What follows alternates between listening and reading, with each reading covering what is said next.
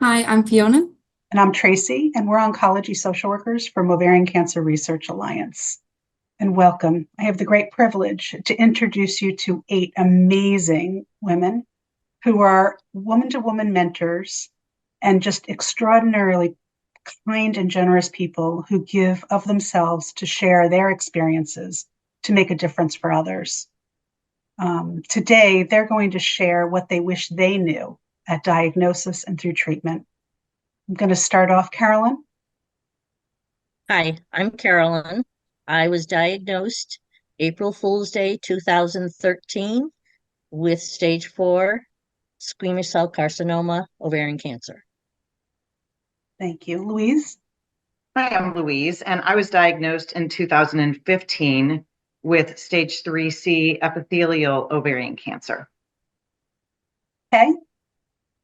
Hi, I'm Kay, and I was diagnosed in 2011 with stage 2C grade 3 serous papilloma carcinoma. Erin? I am Erin, and I was diagnosed in 2021 with high-grade serous 3C epithelial cancer, and I'm not on treatment right now. Thanks. Marsha? Hi, I'm Marsha. I was diagnosed in February of 2022 with stage 3 high-grade serous epithelial cell cancer starting in the fallopian tubes, and I'm still on maintenance therapy. Helen? Hi, I'm Helen. I was diagnosed 3C epithelial serous in 1987 when I was 41. I'm not in treatment now, and my brother diagnosed me long distance over the phone. Thanks. Kim? I'm Kim. I was diagnosed in July of 2022 with stage 4 high-grade serous, and I am in maintenance treatment right now. And Rachel? Hi, I'm Rachel. I was diagnosed in June 2020 with low-grade serous ovarian cancer, and I have been on letrozole as daily maintenance medication ever since. Thank you all so much for joining us today. It's an honor to be here with you all and hear your experiences. In listening to all of your different diagnoses, I think it's clear that everyone really is different in their experience from start to finish. I would love to hear a bit more about your individual experiences with diagnosis. If you would like to start, Rachel.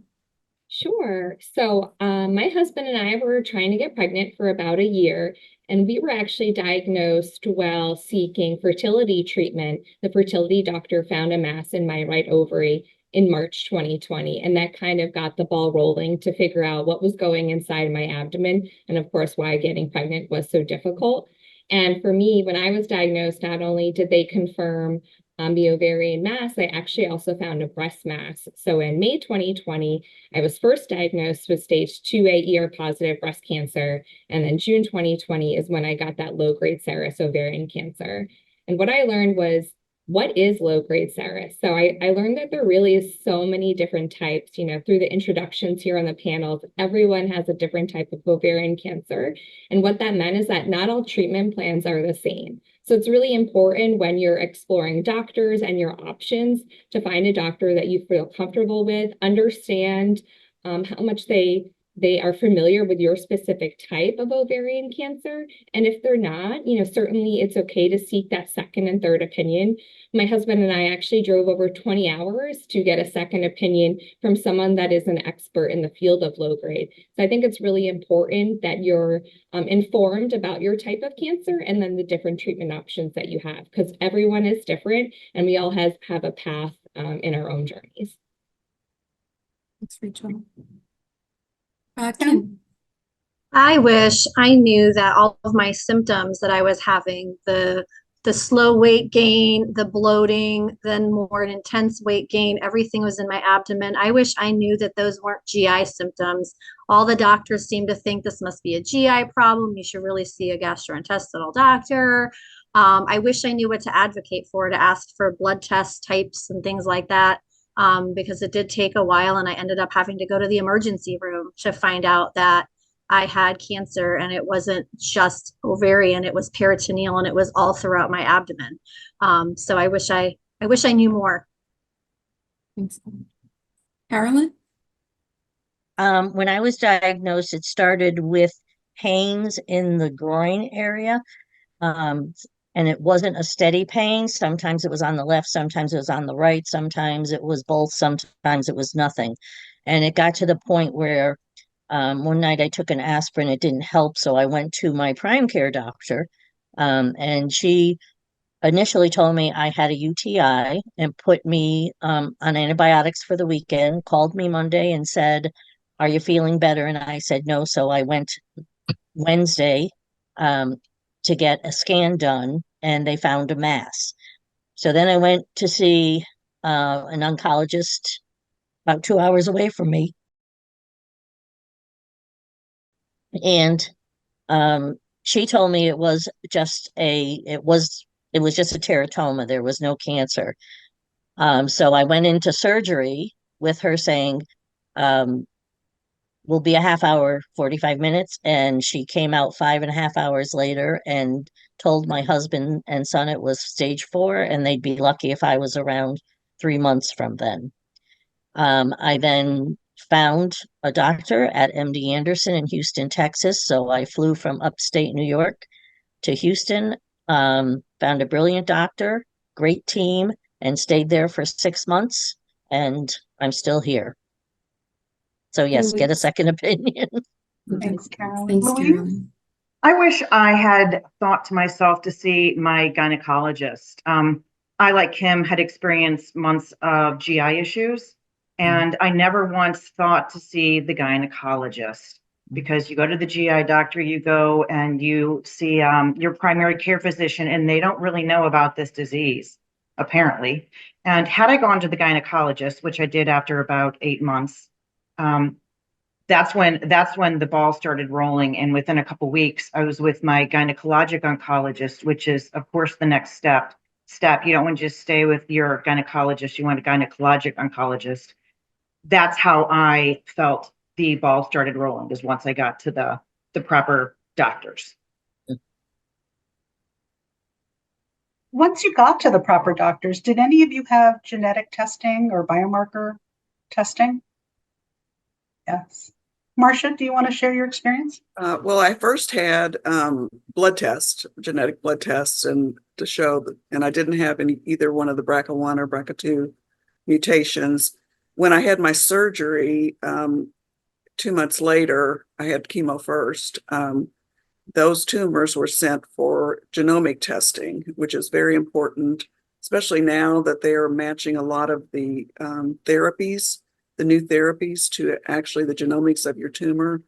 So I know you always feel like you should trust your doctor that they're going to do that, but always ask your doctor before the surgery to be sure to send your tumor to be tested. And I will add, if some people out there might have had their surgery and they're worried, you can still go back and do it. I didn't have genomic testing until about 4 months after my initial surgery. So don't worry if you haven't had it, you can go back and have it done. And what's even more exciting, there's another type of test out there that can measure residual cancer cells in your blood through Natera. So there's constantly evolving technology and ways that we can really catch any recurrences or any changes in our cancer much quickly than we did before. I'm going to go to Erin. One of the things that was is also interesting about the genetic testing, I had the genetic testing done, and so I came back as BRCA negative, but they also test your tumor, and my tumor came back positive. And so that is another thing that can happen. But again, it just gives a lot of options in terms of follow-up treatment that might be available to you. I pursued genomic testing once I had my first reoccurrence. And that's when I found out that I was HRD positive. Actually, I'm sorry, it was after my first reoccurrence. And because of that, the next time I went through treatment for the third time around, I was able to go on a maintenance drug because they had pinpointed something that would be a targeted treatment for me. All really important messages. Thank you. I want to shift a little bit to treatment itself. Not everyone has chemotherapy, but for those who have had chemotherapy, what would you like to share? What were some helpful hints for you? When I started chemotherapy, I was on carboplatin and Taxol, so a platinum-based therapy. And I really thought that this was going to be a time of Zen relaxation. Everything's going to be nice and calm. And I thought, I'm going to start a fair isle knitting project, having never done fair isle knitting in my life. And this is not the way to go. You're going to be sleepy. You do get pre-medications like Benadryl and sometimes some other things as well. So you do feel sleepy. I had a port in my chest, so I found that wearing a V-neck or an outfit that opens was really beneficial in terms of accessing that port. I also had what's called an IP port. So I had a port in my belly where chemo also went. So something that is accessible that way as well. So lots of separates. A lot of people feel very chilly during treatment. And so they'll always bring warm blankets for you. You might want to bring headphones, something soothing to listen to. I listened to meditations once I got the idea that no, I was not going to become a world-class knitter during this experience. And just sort of listen to meditations and this peaceful music. But it's really whatever works for you. And not everybody is the same with that. Speaking to the port, I thought, I don't need this. It's 6 rounds of chemotherapy. I'm just going to let them access it through my vein. The first time was really difficult to get to the vein. It has to be in a certain part of your arm. And I thought, okay, I can do this again. And after the second time I did the chemo, I said, I have to get the port. I cannot put myself through this anymore. I wish that I wasn't so stubborn in the beginning, and I wish I had gotten the port. It is really not that big of a deal to have it. I actually love it. I don't want to have it ever removed because it's a nice little piece of me now. It just makes it so much easier to go through the chemotherapy, to do the blood draws and all that kind of thing too. But, also looking at chemo, some people choose to go by themselves. My husband was very insistent on going with me to every chemotherapy. I think more so he felt he needed to be there. He needed to show his support, to do everything he could to stand by me and support me. So if you have people offering to go with you, it's a nice thing for them to be there for you, even if you don't feel like you need them there. Funny, even when you get the Benadryl, most of us, get knocked out for a while. He was the one that slept more during the time I was there than I did. So, keep that in mind, that sometimes people feel like they need to do that, and it's just their way of being there for you. Carolyn? Yeah, the first time I had my chemo, when they start, they give you a huge dose of Benadryl, like jam it right into you. And for me, that wasn't a good idea because I all of a sudden felt like I was having an out-of-body experience and it felt awful. So from then on, and I told the nurses that was happening. From then on, they put the Benadryl on a slow drip, so it went in gradually instead of like getting the full dose. And as far as getting through the chemo, the Benadryl put me to sleep. So I had no problem getting through it. They had to come and wake me up when it was time for me to leave. But then with all the side effects that you have from it, you just have to know that you need to do what you need to do to get through it. You're going to have a lot of people telling you what to eat, a lot of people telling you how to exercise, a lot of people giving you cookbooks on this is what you should be doing. Well, throw all that stuff in the garbage and say, thank you. I'll look at it. But you have to do whatever you have to do. Eat what you can keep down. If all you can do is stay in bed all day, then stay in bed all day. You know how you feel. And that's how I got through it. I spent a lot of time alone moaning. Erin? You spoke, Carolyn, about allergic reactions, and I had an allergic reaction to the chemo the first time I received, or the first and second, I think, times that I received it, and that's not all that uncommon. It was an anaphylactic reaction, and they are so prepared for this to happen. I felt, hot, like I was maybe, going to cough a little bit. And then I was like, oh, this is anaphylaxis. And so the nurses came right in and they wound up giving me steroids and stopping the drip for a minute. And then they just went a little more slowly.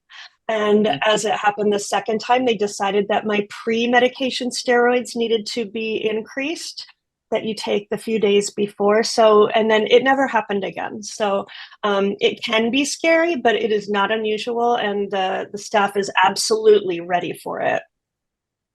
We were talking about it. So interesting. I feel like you have to go with your gut instincts. You're in a whirlwind of emotions and things like that. But if you have little voices in the back of your head that keep calling out to you, go with it. For me, I'm a very social person, and all my friends would come for my 8 hours of chemo treatment.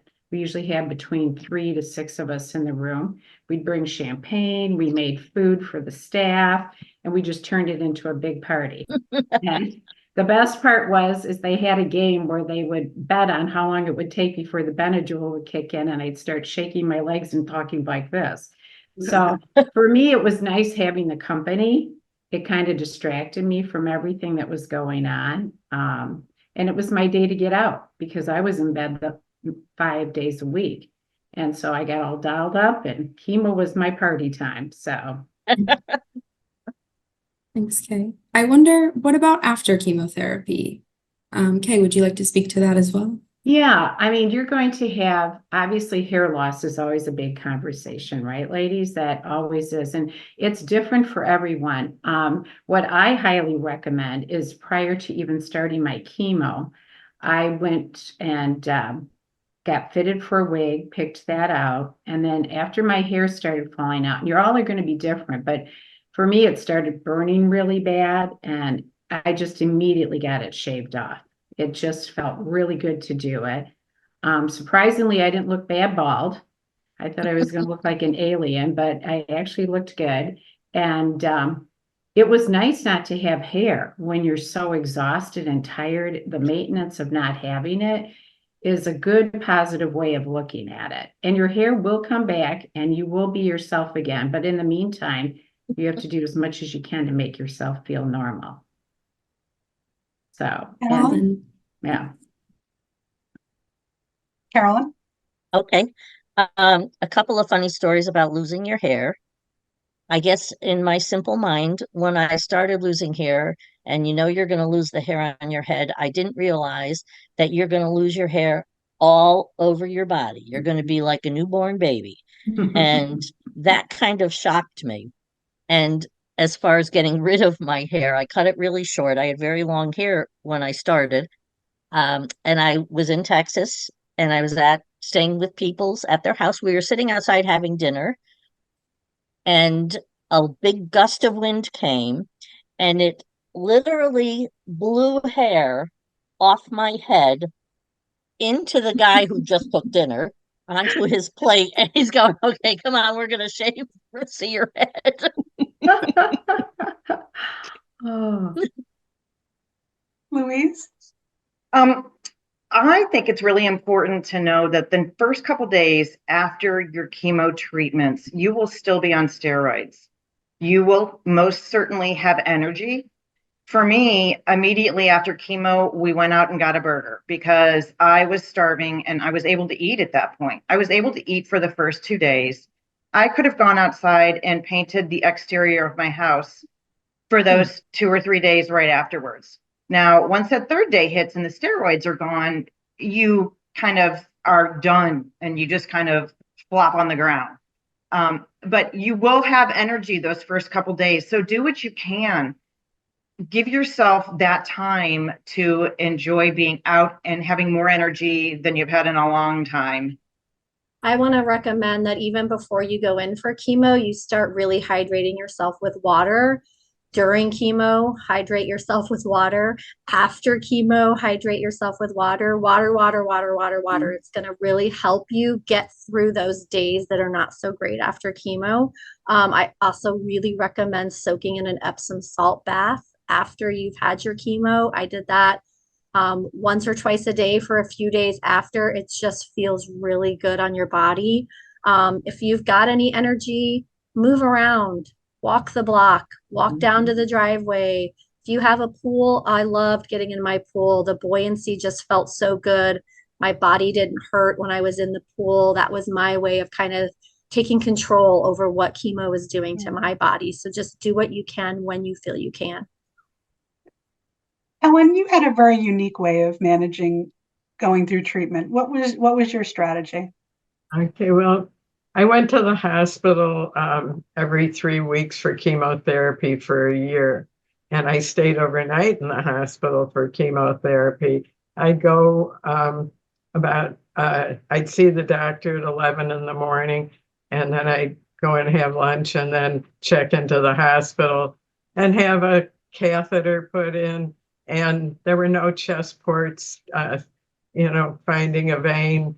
And anyway, they really drugged me during the night so that I wouldn't get sick because there were no drugs for nausea and vomiting. And the next day they would unhook me take out the catheter and remove the IV. And all I could do is get home Thursday and crawl into bed. But I pretty much stayed in bed because I was just completely wiped out until Monday morning when I had a bowling league to go to. And I really pushed myself, unless I was really sick. I pushed myself, and I'm really glad I had bowling on Monday morning, because that way I got out and I tried to be like a normal person like everybody else. And I kept telling myself through this very tough period of my life that if it was easy, the chemo wouldn't do its job. And as my mother said, no gains without pain. So that's how I handled things. Thanks, Helen. One thing that's not easy is surgery. I wonder if you could share a little bit about surgery and things that really worked for you. Kay, do you want to kick us off? One thing, if you don't mind, I'm going to quickly bring up about chemo, that nausea can be a really big factor, and everyone's different. My experience was so different from Louise. I immediately, within 12 hours, started throwing up after my chemo treatments, and it lasted for 11 days. So keep in mind to ask about acupuncture, special drugs if your nausea hits in. So I'm sorry to sidetrack, but I thought that was kind of it's an important point to know. Yeah. Regarding surgery, I think it's really important. Knowledge is power. So make sure you bring someone with you to the doctor to listen and ask all the questions about what your surgery is going to entail. You think you're going to retain all that information, but your nervous energy inside is running so high. So it's nice to have somebody else with you to make sure all that information is documented and you know what's going to be happening. Obviously, they don't know until they get in there. I ended up having my bowel and colon resectioned and things like that. So that was surprising even to the doctor. But it's really important to have that information. And then you have to decide after surgery if you want someone to stay in the hospital with you or not. I didn't think I did, but my big group of friends were all arguing about that, and we ended up having someone stay with me every night. It was the best thing ever. It gives you comfort. It gives you support when you're having issues. Like vomiting is a really scary thing to have a few days after your surgery. And I had a friend with me to take me in for the x-rays and let them know that I couldn't lay down, and she helped support my body and things like that. So it's really nice to have that support group with you. A good advocate, I guess, is what I'm trying to say. For me with my surgery, because I was diagnosed at the start of the pandemic, so everything I did was by myself. I like to say that my husband was my kind of glorified Uber driver, just dropping me off and hoping for the best.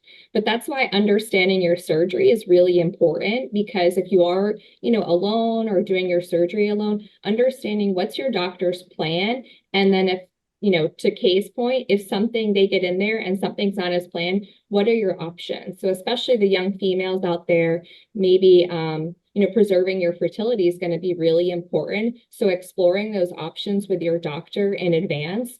For my husband and I, we were trying to get pregnant and my doctor knew that. And so he ended up splitting up my surgery until they can confirm the diagnosis. So he didn't take away, both ovaries at the same time. He left my uterus until we confirmed what exactly we were dealing with. So have those conversations with your doctor so both you and they are on the same page and you're not waking up from surgery, upset about what has happened or feeling like you were deceived or feeling like things didn't go as planned. Really important. Kim? I just wanted to tag on to what Kay said as far as having somebody there with you overnight after your surgery. Our plan was I was going to be okay and my husband would be there when I got up and made sure I was okay. And then he would go stay with our kids. Have a backup plan in case you think that that's what you want to do, because the amount of pain I was in after I thought I got this. I've had 2 C-sections before. I know how to handle this pain. This is going to be fine. It was not fine. It was very bad and I was very uncomfortable. So we had to quickly scramble. I needed him to stay with me to help me. So we had to scramble to get my mom to stay with the kids, but not scare them that something was wrong. So have a backup plan just in case you think you know what you want to do. And then also with regard to pain, you got to really advocate for yourself. If you feel what they're giving you for your pain isn't working, you have to speak up and you have to tell them, my pain got so ahead of me because it just wasn't kicking in that it took a while for me to get that pain management under control. So really advocate for yourself. Erin? I was diagnosed in 2021, so it was the middle of the pandemic. So I was not actually allowed to have anyone with me after my surgery. And my diagnosis was a surprise diagnosis. We thought we were just removing some sort of a cyst, and it turns out I had a very extensive and pretty well metastasized cancer. Because I worked in women's health, I knew immediately that that's what I had just based on the bandage. And all I really wanted was my husband. Unfortunately, that couldn't be the case. And, there are lots of people who don't have a partner. So I think it's really important to, again, advocate for yourself as best you can and line up what your support network looks like for you. Not everybody wants someone with them. Sometimes people do better, dealing by themselves, and that's okay. But it's always a good idea to have some sort of backup if you can. If you cannot do that, sort of get up by yourself, if you do discover you're having a very hard time getting out of bed, and just sort of rally those in your life who are meaningful to you and who are supportive of you, most importantly. Thank you, Louise. I thought I was going to be in the hospital for a couple days after my surgery. And because my gynecologic oncologist didn't want to have to do a colostomy on me when we had the extensive resections, I was in the hospital for 2 weeks. And that kind of was something that I was not prepared for. I hadn't planned on my kids being in town that whole time. My husband hadn't planned on having to take off from work that time. My friends didn't plan on it. It was completely unexpected. And so that, I think, is something that we all need to consider, is we cannot have control over this. And sometimes we have to expect the unexpected, and we have to let the doctors and the nurses do what they need to do to make us better, even though we might not understand it. One thing I hear often is the thing that was not expected is Scanxiety. That anxiety around scan time. Maybe you did anticipate it, but I hear so many people that say that really took them by surprise. Yeah, Scanxiety is a big one in my life even now as I go through just routine surveillance to see what's growing and what isn't growing. And essentially it's that feeling of anxiety that bubbles up every time you go for a surveillance CT scan. Some people really feel very, very anxious about it. Some people are so anxious about it, they have to take medication to deal with it. That's okay. That's fine. Some people look forward to getting their scan to sort of feel victorious over it. But one of the things that I found really, really helpful with dealing with Scanxiety is not shaming myself for having it.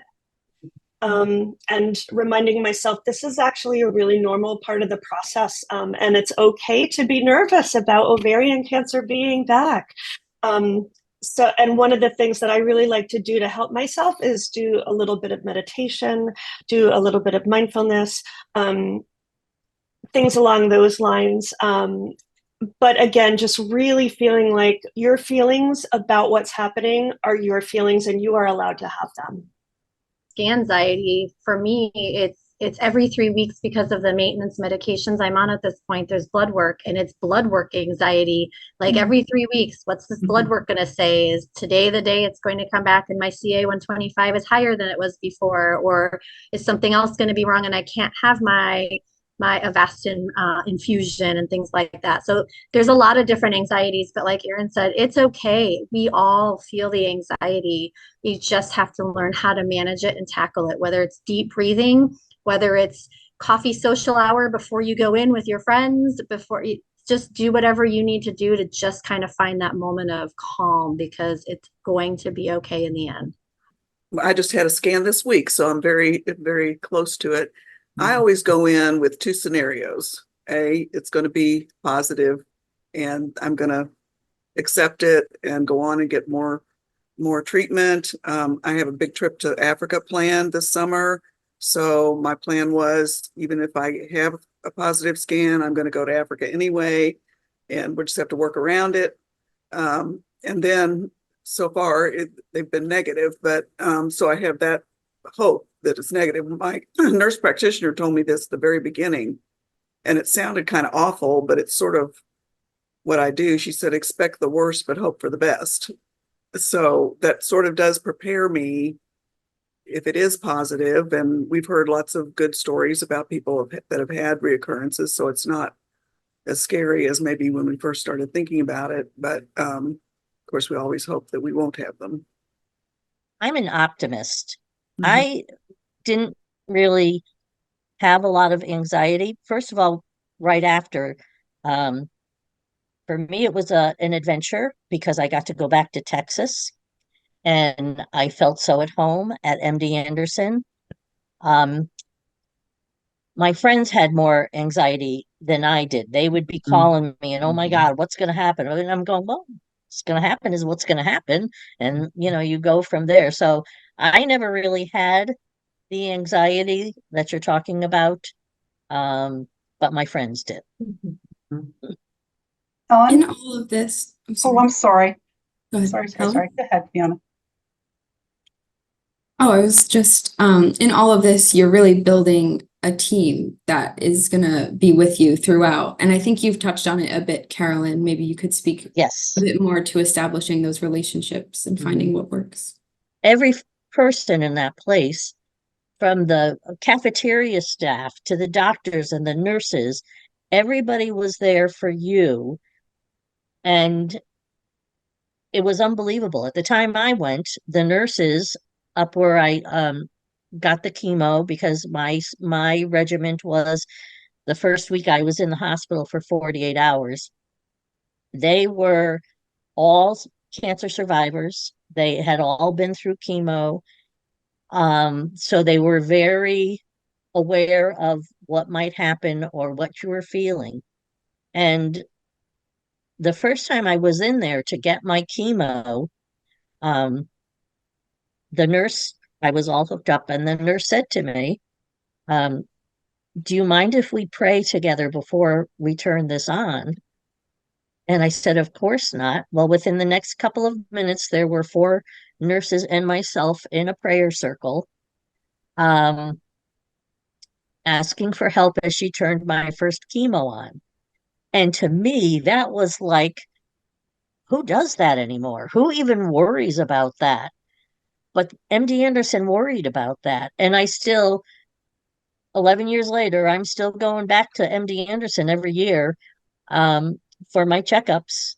I don't have to, but that's where I would go. And I always say, Dr. Weston, it was a wonderful experience, especially seeing as how I did it all by myself. I was there living with people that I didn't know, who were very nice. And so there was nobody there with me for the most part. So the relationship, I have such trust in my doctor and the people there at MD Anderson. I don't even worry about it because I know Dr. Weston's going to take care of me. Building a trusting healthcare team is so important. It's Louise, do you want to speak to? I do. I've lived in 3 different states since my diagnosis in 2015, and I've gone through ovarian cancer 3 times. So I've had 3 different gynecologic oncologists and 3 different healthcare teams because of that. And as Carolyn was saying, it is so important to have that healthcare support, to have your friends support. But I think more than the idea of one cancer center is better than the other, to me, it's who you feel comfortable with, who you trust, Yes. who you think is Yes. doing the best to take care of you Yes. as the patient. I personally never had a second opinion because I was comfortable in the beginning with what was going on. I did a lot of research and I was happy with my cancer center I was with, but having now been with my 3rd practice in 3 different states, I really feel that you have to be part of the team and you have to have that relationship. You have to work on that and develop it in order to put yourself as a part of that care team. Marsha? It is also important, though, to make sure that you are very comfortable with your caregiver. I actually had to change my gyn-onc. My first doctor, I think, was very smart. She did my surgery. I trusted her implicitly, but there was just something about her manner. She always seemed rushed. She always seemed like she didn't really know who I was, or what tests I'd had. And I started listening to some of the local people that I knew with ovarian cancer, to who their doctors were and who they liked. And I ended up switching to a different doctor who I'm still with in a whole different healthcare system. And I had actually worked in the first healthcare system for 22 years. So it was like having a divorce. But I'm very happy that I did change, because your relationship with your gyn-onc goes on beyond the surgery for years. So you have to have that comfort level with your gyn-onc for long term. Thank you all. I think as we come to a close, I want to be able to give you each an opportunity to share the one thing you wish you could share, the most important thing, your lesson that you want to get out there. Who'd like to start? Louise?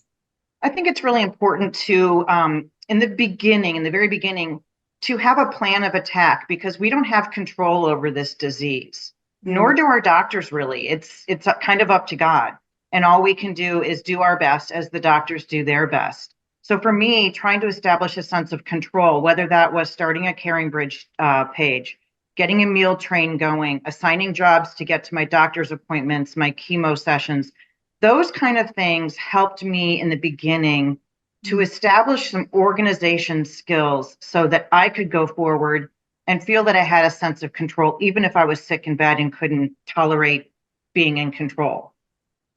For me, like Caroline mentioned, she's an optimist. I fall into that same category. And I'm a true believer that your mind isn't going to necessarily heal you 100%, but it is going to help the journey immensely.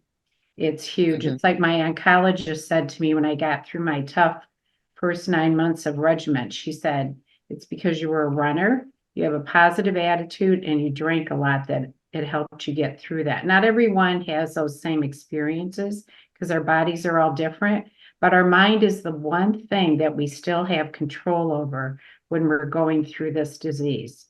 So I know it's easy, as my friend would say, to go down the rabbit hole, but like she said, don't get too far inside your head because it's really dark in there. Much better to look at it from an optimistic standpoint. Mhm. And, it's a journey. That's part of what life is. Yes. Life is about doing things with dignity and courage. And some people choose to really not share this with anyone other than those that they're closest with, where I chose to share it with anyone who would listen. I use social media as my platform and my blog, and I posted often, and it was amazing how many people came out of the woodwork and said, "We follow your journey. This is so impressive. You're so inspiring." But like Kay said, it's that mindset. It's that at the end of the day, you have a choice. You let cancer take over you, and there you go. Or you say, "Not today, cancer, I've got this." And then you just push forward, and every day is a new day, and every day there's something positive to find, and you just keep going. But the support that then stands behind you just pushes Yep. you that much harder and makes you fight that much harder. Yep. Erin? For me, the one word I think would be community. I do not have a spiritual practice. And the dark places that we are all talking about right here, I look at those dark places and I try and evaluate them. I'm a healthcare provider, so I have a kind of a clinical analytic mind. But the one thing, I mean, ultimately, it is our individual journey and experience, but we are part of a community. We're part of a community of the site where we're receiving our care. We have a community of friends and family that support us. And we certainly have each other. And I think that that's one of the biggest takeaways for me, was finding other people who were assigned female at birth who are experiencing this. So you feel a whole lot less alone, because you really are not alone through this, and you don't have to be. Yep. Marsha? I would say my one advice would be, you have a lot of reason to hope.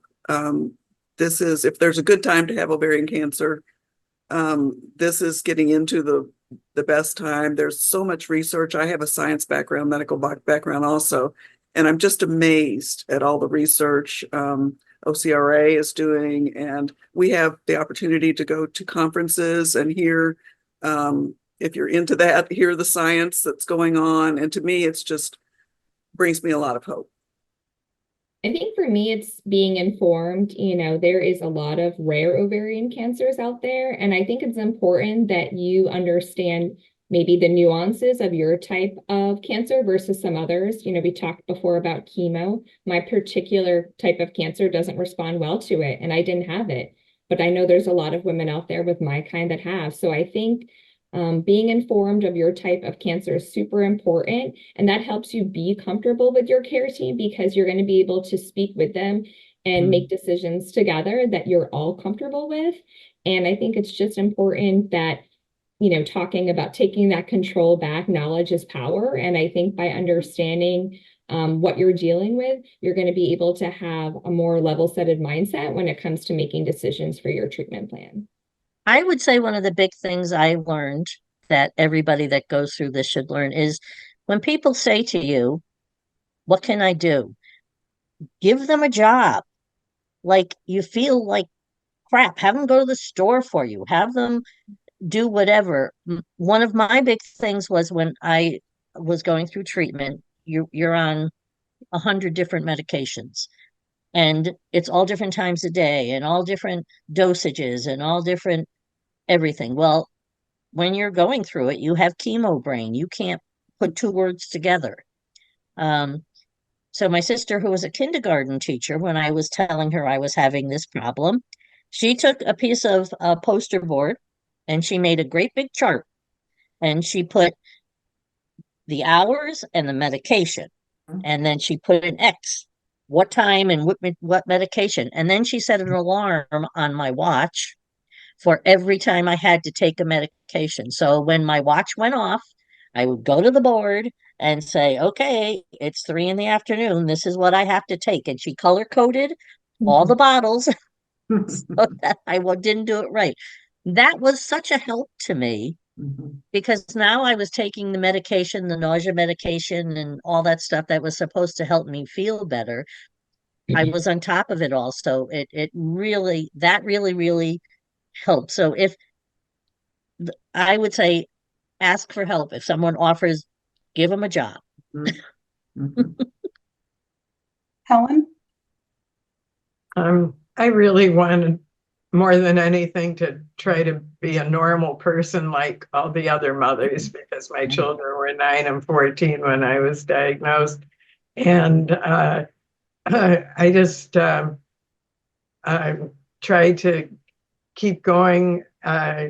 One thing that really helped was after each chemo treatment, and that first year I had a total of 15 chemo treatments. After each one, when I was feeling well, a cousin and I went out to lunch to celebrate one chemo down and so many to go. And that really helped a lot to get me through. I think Fiona and I would like to also add our 2 cents, which is that you are not alone. You really aren't alone. Whether you, and I heard many of you say that there is community out there and there's information, and OCRA is available. And you all are available as women-to-women mentors. Yep. So if you're looking for information, one-on-one support, experience, someone who's been there, please don't hesitate to reach out to us at OCRA so we can match you with one of these wonderful people or some of the other mentors that we have on the national team, both survivors and loved ones. So we want to thank you. And thank you all for sharing your experiences. Thank you for having us. Thank you. Thank you.